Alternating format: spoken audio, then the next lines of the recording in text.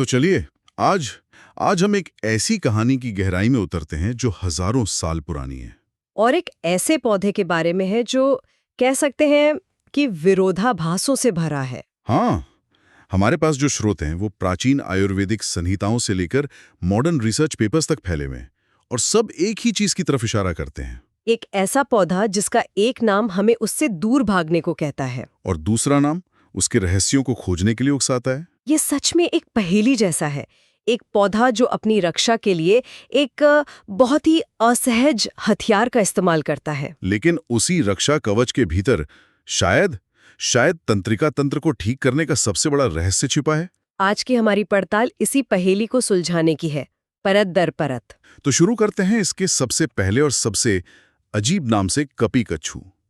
इस नाम सुनते ही मन में एक चंचलता और थोड़ी शरारत का भाव आता है। इसका मतलब क्या है? यहीं से इसकी कहानी का पहला अध्याय खुलता है। भाव प्रकाश निघंटू में इसके नामों का जिक्र करते हुए एक श्लोक आता है। अच्छा, कपिक कच्छुर ही वानरी प्रोक्ता। वानरी? हाँ, वानरी। इसका मतलब है कपिक कच्छू को वानरी भी कहा गया है। कपि यानी बंदर और कच्छू मतलब खुजली। ओह, तो कपी कच्छू का सीधा सा मतलब हुआ बंदर जैसी खुजली पैदा करने वाला। बिल्कुल। बंदर जैसी खुजली मतलब ऐसी खुजली जिसे रोके ना रोका जा सके।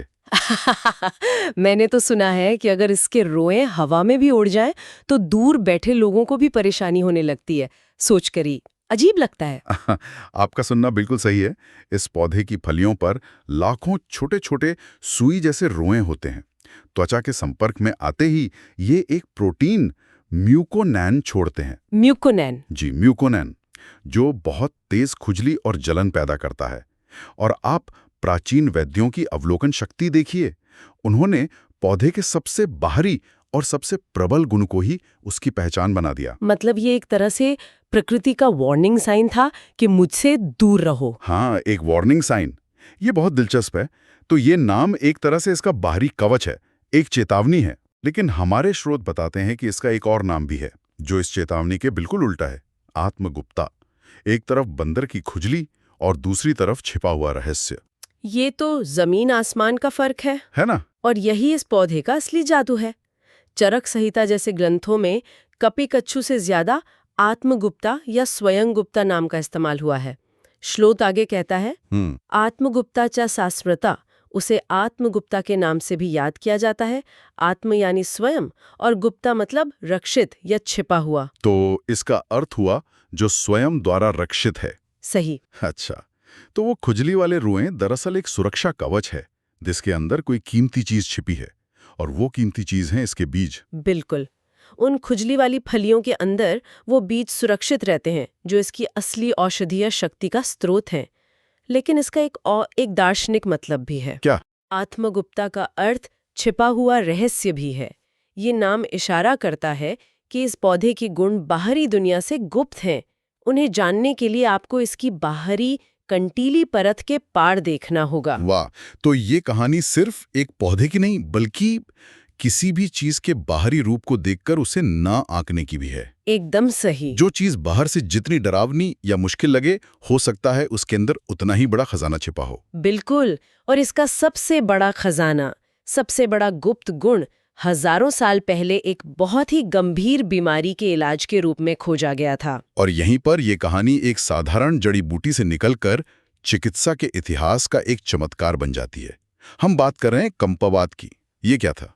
लगभग 2000 से 4000 ईसा पूर्व आयुर्वेद ने एक ऐसी बीमारी का वर्णन किया जो शरीर की गति को छीन लेती थी। इसे कंपवात कहा गया। कंपवात, जैसा कि नाम से ही जाहिर है, कंप यानी कांपना या ट्रेमर और वात मतलब गति का अनियंत्रित होना। इसके लक्षणों का वर्णन कुछ इस तरह मिलता है। बताइए। करपादश शिरः कंपः, गात्र स्तंभो अल्पचेष्टता। इसका मतलब? यानी हाथ, पैर और सिर में कंपन, पूरे शरीर में अकड़न और हर काम में बहुत ज्यादा धीमापन। एक मिनट, ये तो हूबहू आज की पार्किंसंस बीमारी के लक्षण हैं। शरीर का कांपना, मांसपेशियों का अकड़ जाना, चलने फिरने में मुश्किल। ये तो मतलब यकीन नहीं होता। हाँ, और उससे भी ज्यादा अविश्वसनीय ये है कि उस समय के आचार्य इस कंपवात के इलाज के लिए किसी और चीज का नहीं बल्कि आत्मगुप्ता के बीजों का इस्तेमाल करते थे। उन्हें बीजों का? उन्हें बीजों का। उन्होंने ये संबंध कैसे जोड़ा, ये आज भी एक रहस्य है। शायद उन्होंने देखा कि ये पौधा वात के गुणों जैसे सूखापन, हल्कापन, अस्थिरता के ठीक विपरीत है, या शायद ये केवल परीक्षण और अवलोकन का नतीजा था। तो आप कह रही हैं कि हजारों साल पहले बिना किसी लैब, बिना किसी माइक्रोस्कोप के हमारे वैद्यों ने पार्किंसंस जैसी बीमारी के लिए एक सटीक इलाज ढूंढ लिया था। और यहीं पर आधुनिक विज्ञान प्राचीन ज्ञान पर मोहर लगाता है। कैसे? 1930 के दशक में वैज्ञानिकों ने एल-डोपा नाम के केमिकल कंपाउंड की खोज की। एल-डोपा? हाँ, सुना है। जो पार्किंसंस के इलाज में क्रांति ले आया। ये दिमाग में डोपामाइन की कमी को पूरा करता है। और आपको जानकर हैरानी होगी कि कपी-कच्छू के बीजों में यही एल-डोपा प्राकृतिक रूप से मौजूद है। प्रचुर मात्रा में मौजूद है। वाह! मतलब जिसे हम आज दवा कहते हैं, वो हजारों सालों से प्रकृति में एक बीज के रूप में मौजूद थी। ये कोई खोज नहीं, ये तो एक पुनर्खोज, एक रीडिस्कवरी थी। बिल्कुल। ये सोचने पर मजबूर करता है कि अगर ये ज्ञान इतना कारगर था, तो ये कहीं बीच में खो क्यों गया कि आधुनिक विज्ञान को इसे फिर से खोजना पड़ा? ये एक बड़ा सवाल है और इसके कई सामाजिक और ऐतिहासिक कारण हो सकते हैं, लेकिन महत्वपूर्ण ये है कि ज्ञान मौजूद था। ये आयुर्वेद की निदान और चिकित्सा पद्धति की गहराई को दिखाता है। उन्होंने केवल लक्षणों को नहीं बल्कि उसके मूल कारण को समझा और प्रकृति में उसका समाधान खोजा। इस पूरी कहानी को और अच्छे से समझने के लिए मुझे लगता है हमें ये समझना होगा कि आयुर्वेद किसी जड़ी बूटी को देखता कैसे है। हमारे स्रोत रस पंचक की बात करते हैं। यस, ये किसी भी जड़ी बूटी का बायोडेटा जैसा है ना? हाँ, बिल्कुल सही कहा, बायोडेटा। ये सुनने में थोड़ा तकनीकी लग सकता है, तो चलिए इसे आराम से समझते हैं।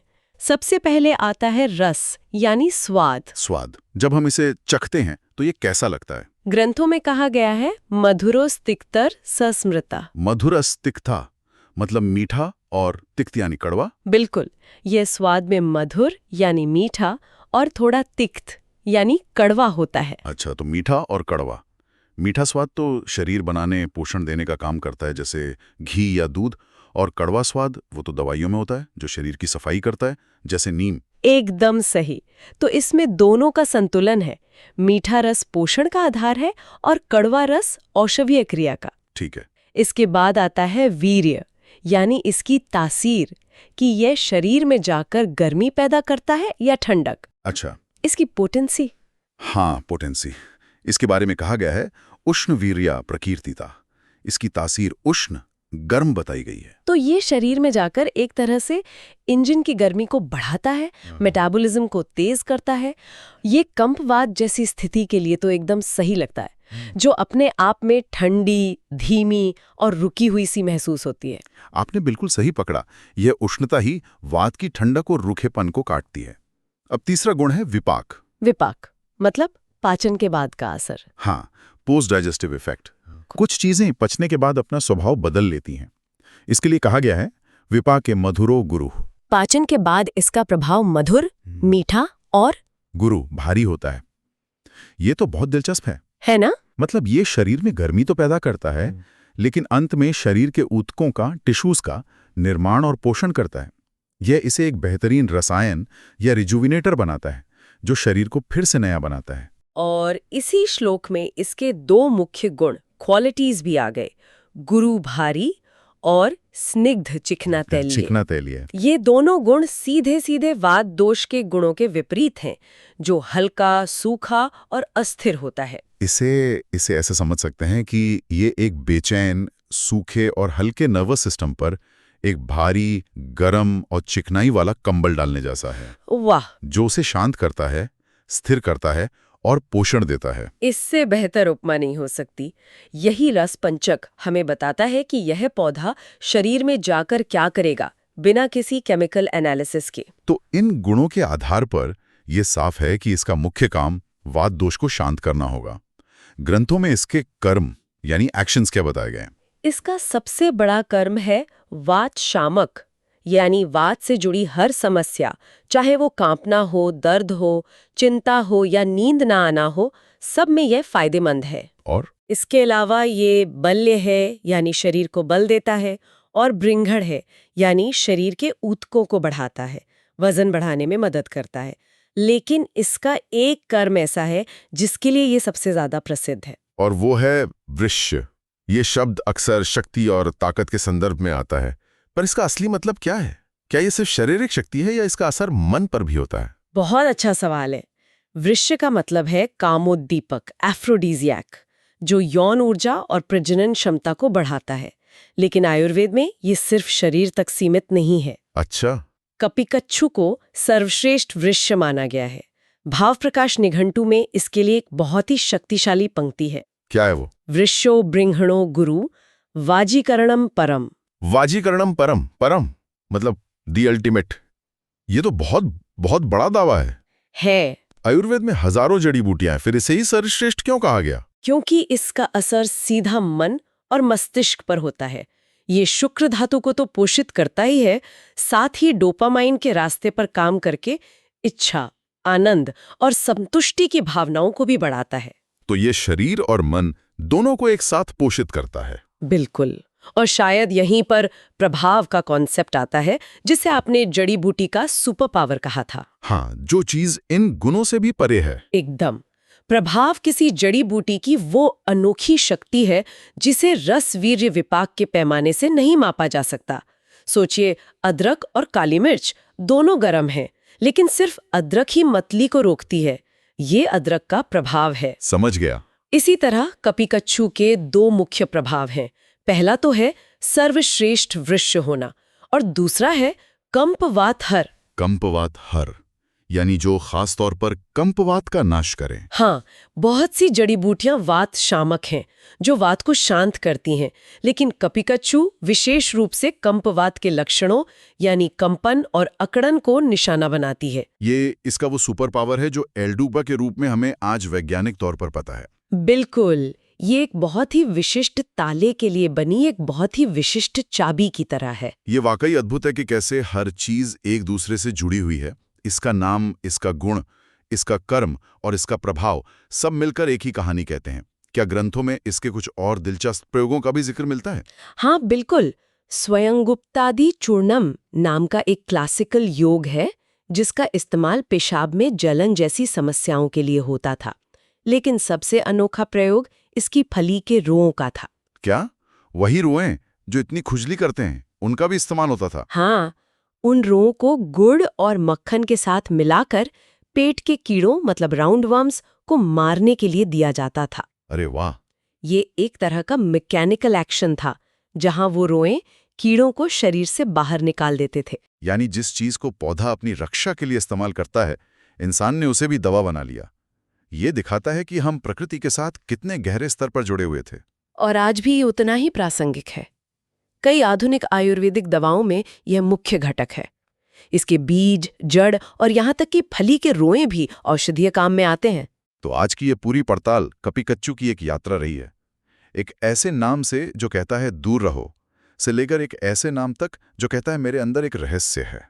एक पौधे से जो बाहरी तौर पर सिर्फ एक जलन है, लेकिन आंतरिक रूप से जीवन देने वाली दवा है। यह कहानी प्राचीन अवलोकन और आधुनिक विज्ञान के बीच एक पुल बनाती है। ये दिखाती है कि हमारे पूर्वजों के पास प्रकृति को समझने का एक अलग लेकिन उतना ही गहरा नजरिया था।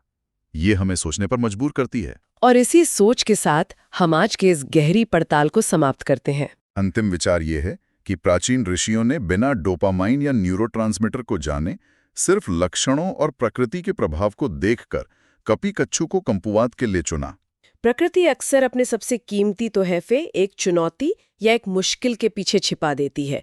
सवाल ये है कि क्या आज हमारे पास उस खुजली के पार देखने का धैर्य और वैसी अवलोकन शक्ति बची है? प्रकृति में ऐसे और कितने आत्मगुप्ता हैं जो बस खोजे जाने का इंतजार कर रहे हैं?